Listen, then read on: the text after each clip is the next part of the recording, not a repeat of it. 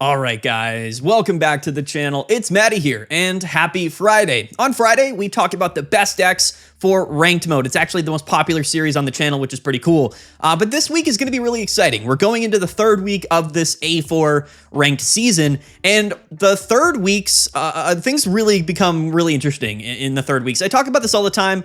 Week 1 is realistically all about the new cards. People are figuring out the best deck lists. Week 2 is sort of the counter meta, right?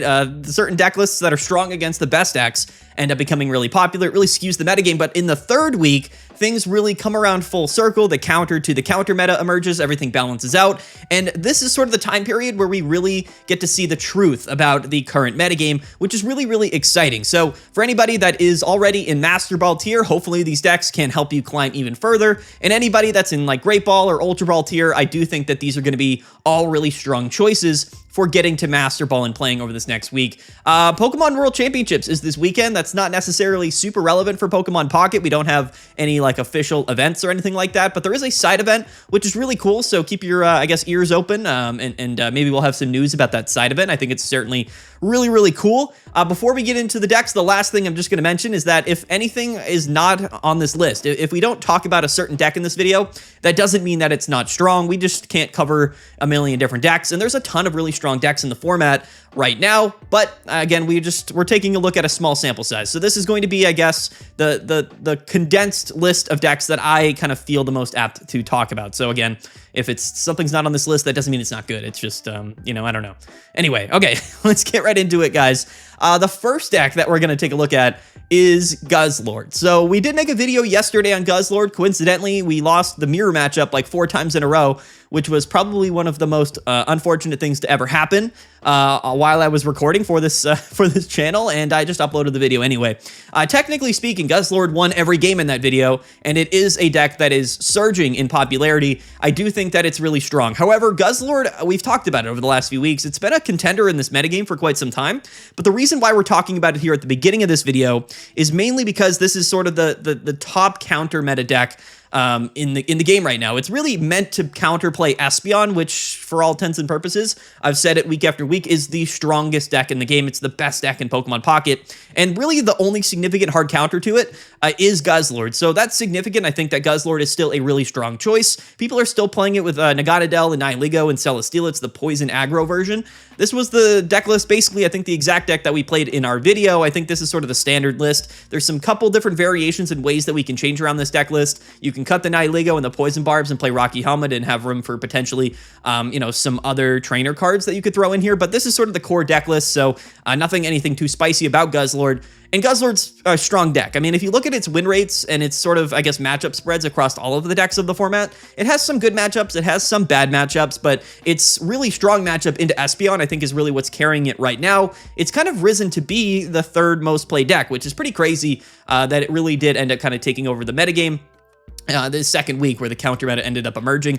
First of all, I'm going to go on a little bit of a rant here. Side note, I don't know why everybody's choosing to counterplay the new Espeon deck that's been out for like 2 weeks when Giratina Darkrai is the most played deck and everybody hates on it, but nobody wants to counterplay it. That's beside the point. Guzzlord, really strong against Espeon, whatever the reason, people just don't want Espeon to see play. So it is what it is. To be fair, I still think Espeon is still one of the best decks, and it will be in this video, but yeah, we have to talk about Guzzlord because this was sort of the front runner of this sort of counter meta that emerged in the second week of this season.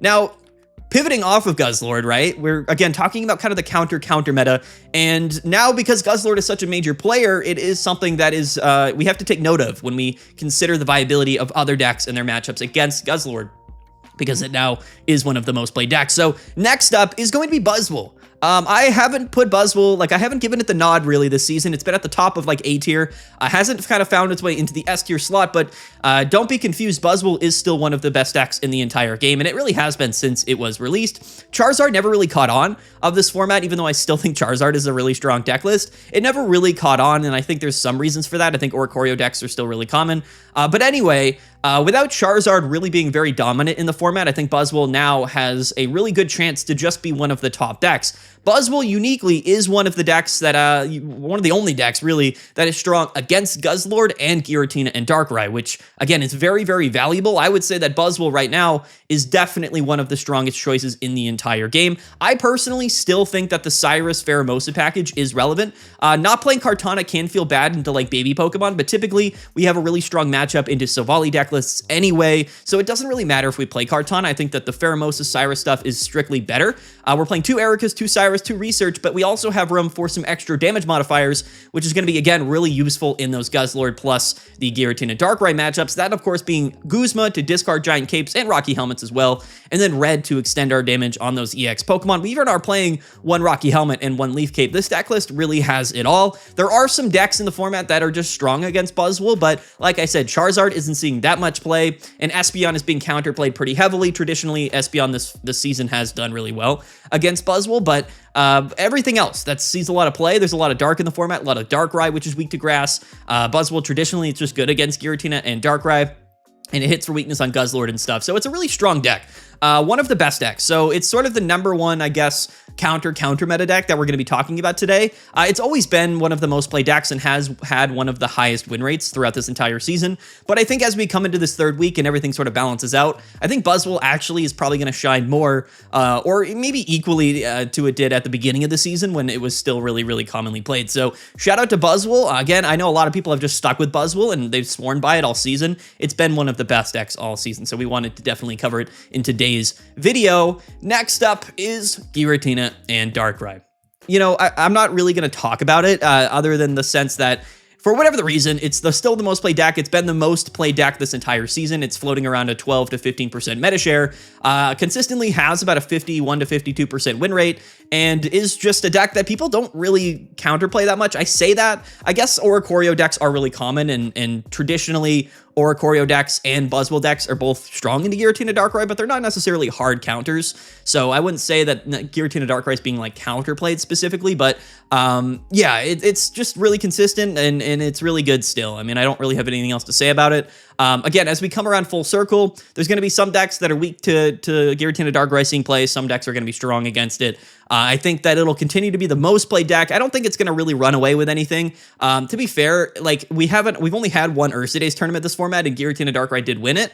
But to me, that doesn't mean a whole lot. Like typically, like we cover the Ursa Days tournaments because they're the largest weekly tournament series on the weekends. And then the deck lists that sort of do well at those tournaments really kind of determines what people play in those subsequent weeks. And because we only had that first weekend of an Ursa Days tournament, we've only had to rely on the smaller tournaments as examples. And Giratina Darkrai has done well at those smaller tournaments, but it hasn't dominated them. So I don't think that people are really, I guess, jumping off the boat of Giratina Darkrai, but it's not really something that I would think is going to completely run away with the format. So Giratina Darkrai is still a strong deck.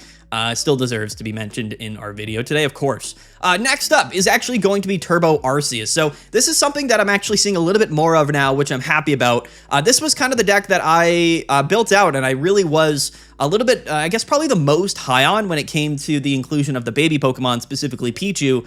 And Arceus just really does take advantage of the massive amounts of energy generation that the Turbo Lightning type package has right now. The other cool thing about Arceus is that it's immune to poison, and that is actually really relevant. There's a lot of decks that are just playing poison. Guzzlord is, of course, very, very common. So the Fabled Luster ability of Arceus is always been something that's like kind of relevant, but not really. Right now, it's especially relevant. There's a lot of Guzzlord, a lot of poison going around. Arceus can consistently hit for 130, has 140 HP, and can oftentimes attack on turn 2, which is absolutely ridiculous. It's kind of broken. The combination of Pichu, Zeraora, and Elemental Switch allows us to get 3 energies on Arceus more consistently than ever before, and Oricorio just sort of slots in the deck really, really perfectly. So I think that this is actually a really, really strong choice. It's just a really strong quality deck list. I think that Turbo Lightning can be played a variety of different ways. People are playing some with Tapu Koko, with Sylvally, with Arceus. There's a lot of Pokemon that benefit from this Lightning package, but I really do think that Arceus is as well positioned right now as it ever has been in the format. Again, Arceus can get through the things like Nihilego, and Oricorio can get kind of wall Guzzlord periodically. And we're immune to poison, and which is just, again, really relevant against the Guzzlord matchup. This is a strong deck list, and I think that it is, it's always been underrated. I always talk about Arceus in like these Turbo Lightning decks, but everybody just prefers to play Sylvally.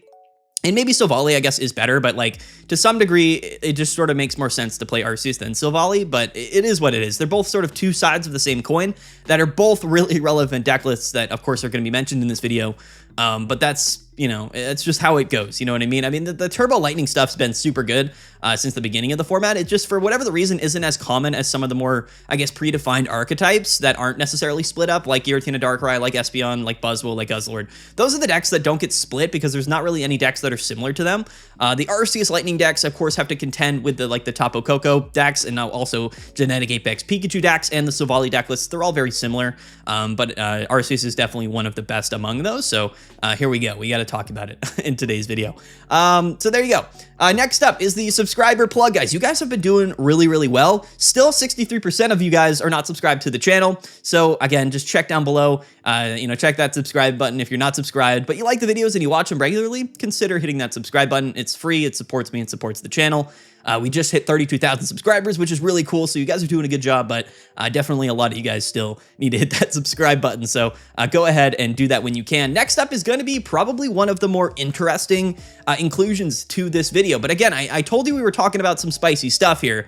Ho-Oh and Lugia, you know, it's something that I guess, you know, some people have played, of course, because it was sort of the poster child of A4, Ho-Oh and Lugia being sort of the cover Pokemon for their respective, you know, booster packs in A4, but this deck list is actually really strong right now specifically. There's just a lot of stuff that doesn't love to deal with that turn 3, turn 4 Lugia 180. And to be fair, like with Giant Capes and then with Leaf and with Elemental Switches and we're playing 4 baby Pokemon plus 2 Zero Aura in this deck. This deck is all about getting Ho-Oh and Lugia set up as fast as possible.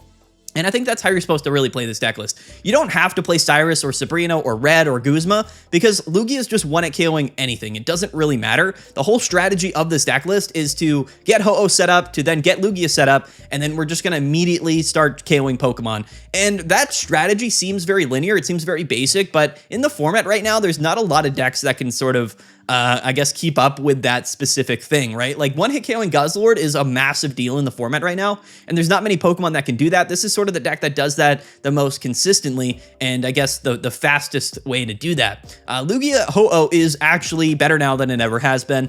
It's something that I actually can't really recommend enough when you consider all of the other decks in the format.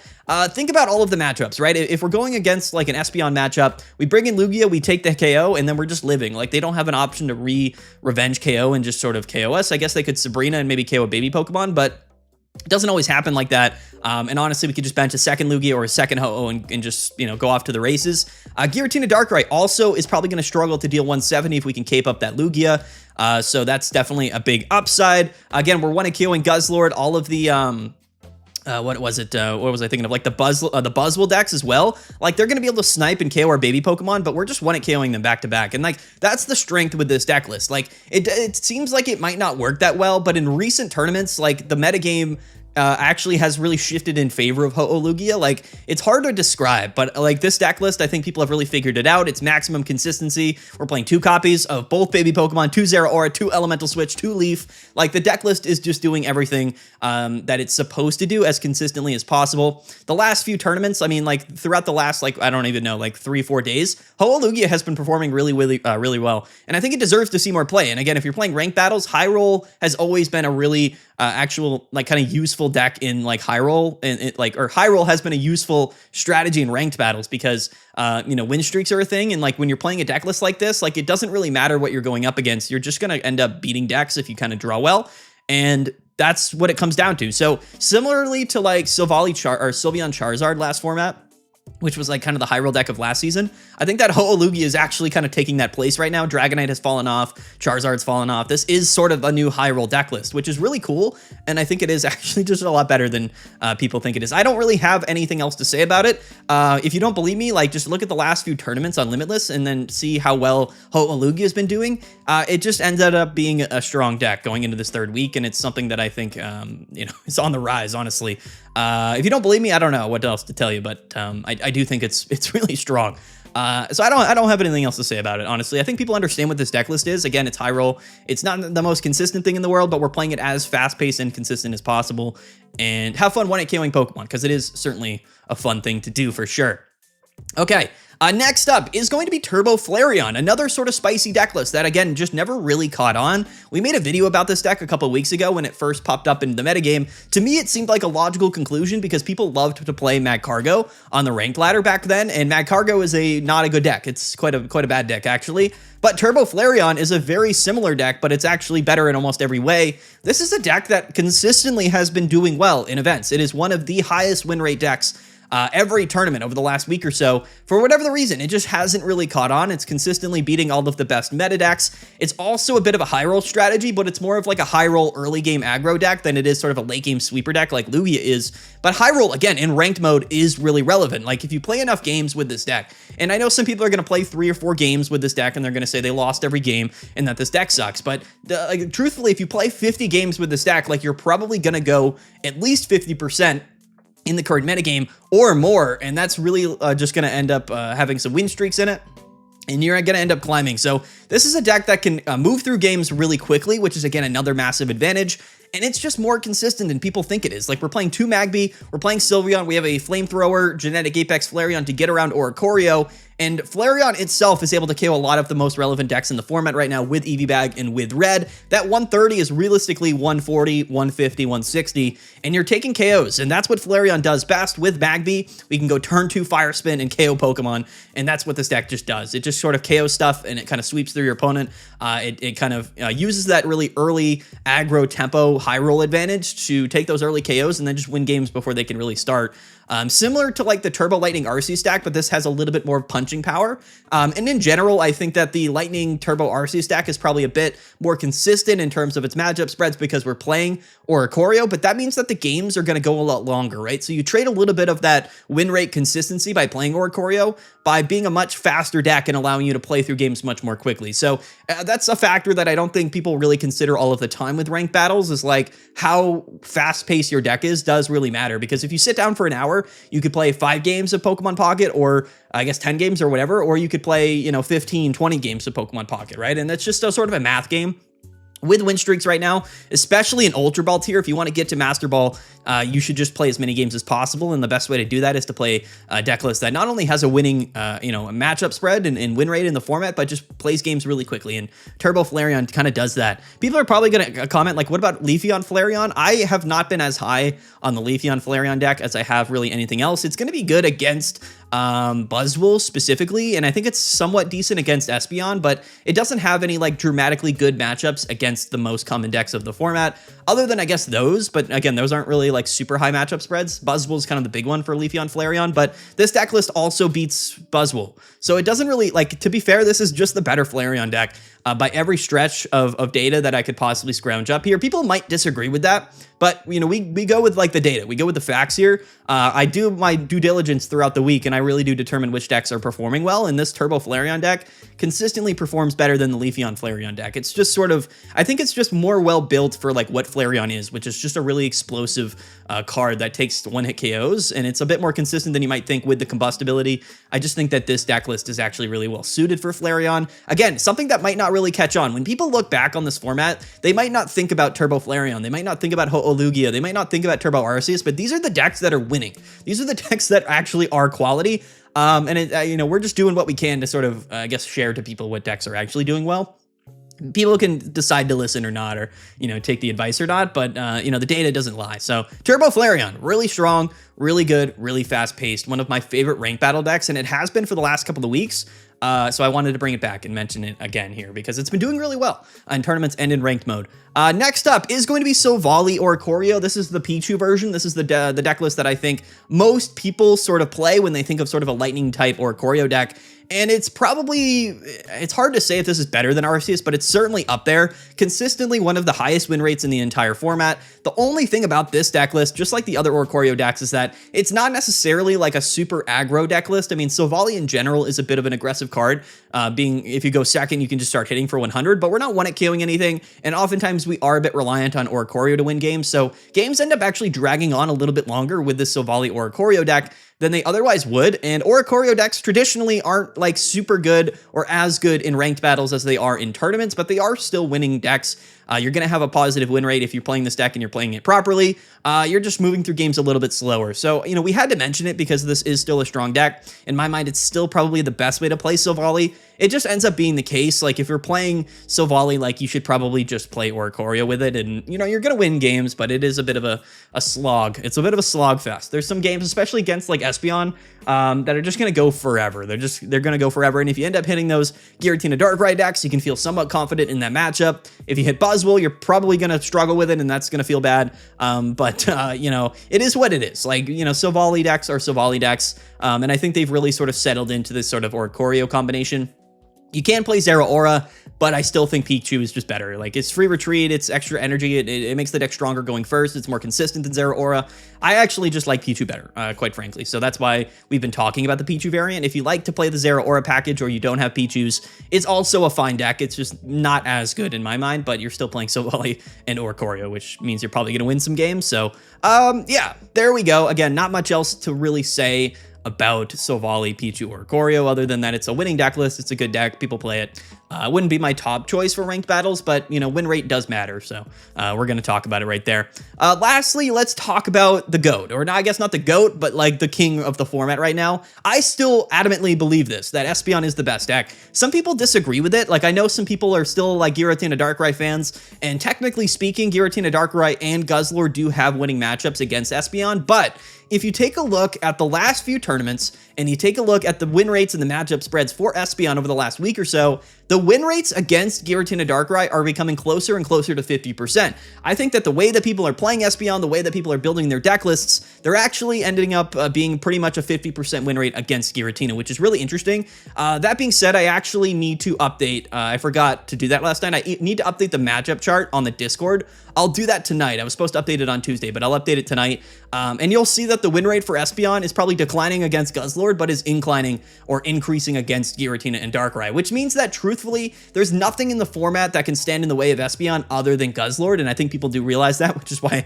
Guzzlord's seeing so much play. But on the ranked ladder, like, Guzzlord might probably, like, if you're in Master Belt tier, let's just say you're like at 1500 or whatever it is, Guzzlord probably won't even be 10% of the decks that you see. Maybe this week it'll be like 10%, but 90% of the decks you play aren't going to be Guzzlord, and that means that you're going to have a pretty significant matchup and I guess a chance to win 90% of your games. And Espeon is such a consistent deck. It's such a good deck going second that it really doesn't matter if what decks you're playing against. Like, that's why I still believe that Espeon is the best deck in the game, is because we can attack with Sylveon, we can attack with Espeon, we can heal, we can just absolutely counterplay some of the most popular decks like Oricorio decks, like Buzzwole. Like, we have significantly strong matchups against a variety of decks in the format. And even if we don't have like significantly strong matchups, like, we are super consistent. So if you're playing this deck and you're playing it very properly and you're not making any misplays, like, you're going to have a very high win rate. Even throughout this whole second week, with the counter meta, countering Espeon pretty heavily, I still had about a 58 to 59% win rate playing ranked battles with Espeon. That's how strong this deck list is. On our live stream last weekend, we did really good. The last couple of nights, like, I end up winning more games playing Espeon than I do Guzzlord. Maybe that's because I'm more experienced with Espeon, but I actually just feel like Espeon is in general a better deck list, even though in that head-to-head matchup, it's not a better deck, or it struggles against Guzzlord in the head-to-head. Espeon is still the best deck in the game. I don't know what else I can tell you guys. Like, I know some people might disagree with that. Some other content creators might not put Espeon at the top of their tier lists because of it's heavily counterplayed right now. But especially as we come around full circle and the more things that counter Guzzlord and Giratina Darkrai see more play, like, Espeon is still going to be one of the most relevant decks. And I think it will be for quite some time. It just does everything. It draws cards extremely well. It can heal. Like, Psychic Healing is way more broken than anyone, I guess, ever even anticipated it being. If you get two Espeons on play, you basically have double Pokemon Center ladies every turn, which is just absolutely silly. It's one of the more ridiculous things in the entire game. The non-EX Sylveon can potentially 1 KO a lot of different Pokemon here with Evo Harmony. And then we have the non-EX Espeon, which can also take KOs for 1 energy, which is just really, really strong. It's going to be good against like the Lugia stuff. It's good against Giratina Darkrai. There's a lot of applications. I think that most decks right now are still playing 2 copies. or they're playing both of the non-EX versions here. It does make the deck a little bit less consistent, and the prize trading does become a little bit more awkward because sometimes you are forced to evolve into one of these non-EX Pokemon. But what it does allow you to do is in those matchups force your opponent to go through the non-EX Espeon and non-EX Sylveon, and then also have to deal with probably like a Sylveon EX or an Espeon EX. So I think this is probably as good of a way to play the deck as you can, honestly. But it's the most common version. I don't have anything else to say about Espeon. People are gonna lie to you. They're gonna say that this deck's not that good. It is. It's actually the best deck in the entire game, and you can't tell me otherwise. Maybe not as good as it was like before Guzzlord saw a ton of play, and I think that Guzzlord will continue to see a lot of play for the next few weeks, but it's still good. I mean, there's literally, I can't express to you enough how strong Espeon is. I've showcased it on the channel multiple times. We talk about it every week. It's just a crazy deck. Absolutely insane. All right. Anyway, that's my spiel about Espeon. I put it at the end here because I still really believe in it, and I wanted to, I guess, share my thoughts on Espeon even into this heavily counterplayed metagame right now. Lastly, we're going to go into the wild card of the week. This is a new segment that we've been doing. Basically, what this is that, we talk about what I believe are the best decks for ranked mode, but then there's like usually at least one deck list that isn't necessarily like well proven. It's not seeing a ton of play, but in the play that it does see, it ends up doing really well. So I want to include it in the video, even though I can't necessarily, fully justify playing it because of, the data that we have so far, because it's very limited. But this here in the wild card slot this week is going to be Dark Arceus. And this deck list just makes a lot of sense to me, and it's been doing very, very well. One of the few deck lists to me that I guess just came in later on. Like, this deck makes so much sense, but for whatever the reason, just not many people played it or still play it, but I do think that this is probably one of the better decks in the entire game right now, which is why it is the wild card of the week here. So we got the Cunning Link Dark Crobat Arceus combo that we all know and love. Been relevant for quite some time here, but again, we're playing Pichu, so we're playing Turbo Arceus with Dark Crobat. It just makes sense, guys. This whole combo here makes plenty of sense. Pichu as well is also a really, really strong partner for Darkrai because we've seen those Turbo Darkrai decks. So why not play Turbo Arceus and Turbo Darkrai, but just throw in the Cunning Link Crobat? It is a really, really, really strong deck list. The Cunning Link Crobat in this format right now is really relevant because it makes it so we don't have to play like Guzma or Red to extend for damage. Crobat, as long as Arceus EX is in play, is going to be able to do 30 damage to the active Pokemon, which is a lot of damage, right? So 130 from Arceus plus 30 for Crobat is 160. You're KOing a lot of Pokemon. And even the damage from Darkrai, right? So like if we do go like the whole Turbo Pikachu into Arceus and Cunning Link, and we can attach to Darkrai that turn for the Nightmare Aura Ping, then we're doing, what is that, 190 damage? Or no, 130 plus 30, we're doing 180 damage total, which is a crazy turn, and that's one killing anything. So this deck list is not only really consistent from a tempo perspective, but has that insane potential to one-hit KO Pokemon. An insane combo deck, one of the best decks in the game right now. I can't recommend it enough. It's been doing extremely well. It's popping up here or there. Not many people have really caught on to this deck list yet, but hopefully going into the third week and maybe entering the fourth week, this deck can really enter into the metagame. Something that is just massively underrated. So it had to make our wild card spot this week. Last week, I think our wild card was Pikachu, Genetic Apex, which is also still a pretty significant player in the metagame right now. But this Dark Arceus, this Dark Turbo Arceus Darkrai deck, it's so many things at once that ends up actually being really, really nice and just a very consistent deck overall. We can get around Oricorio quite easily with Cunning Link plus Nightmare Aura. That's 50 damage per turn. Really, really decent. Crobat can also just attack here. This is a deck that's playing Dark Energies for sure. So I really love this deck. We can even throw in one copy of Ilima here to get Arceus out of the active spots. So one Ilima, one Leaf, and then one Cyrus, one Mars. So some hand disruption as well. A Giant Cape I think is needed, and then rare candies for Crobat. So yeah, guys, there you go. I don't know if anybody expected to see this deck. Maybe you guys look at this and you think, this deck's not that good, but maybe some people look at this and they think what I think, which is this deck makes a ton of sense. My glasses fell off. This deck makes a ton of sense, and it's really strong, and it's really good, and it's a lot more consistent than you might think. So it's one of the few decks that has that really consistent sort of like tempo / aggro stuff. Like you can do the same turn 2 Arceus 130, or you can do the same turn 2 Darkrai 100 damage, right, with Nightmare Aura Ping, or we can just do sort of the Crobat Arceus stuff, hit for 160. Like, it can do a lot of different things. It really is one of the more underrated decks right now, and maybe this is something that you guys already knew about, maybe not, but it hasn't been nearly a deck that's seen a lot of play over the last few weeks, but I do expect it to hopefully rise and play because it is really strong. So that's our wild card for the week, guys. Hopefully, you know, you guys can test this out. Hopefully you can do well with it. I really love this deck. In fact, I think that Arceus has been one of the biggest sleepers this entire format, quite honestly.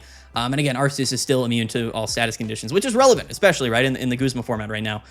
So there you go. There's our best decks for ranked mode this week, guys. Like I said, we're going into this third week. We're actually less than 2 weeks away from the release of the next mini set on the 28th, which is crazy to think about. Not the announcement, the release. Like in less than a week, we're gonna get the next mini set announced to us, which is really crazy how quickly things move in Pokemon Pocket.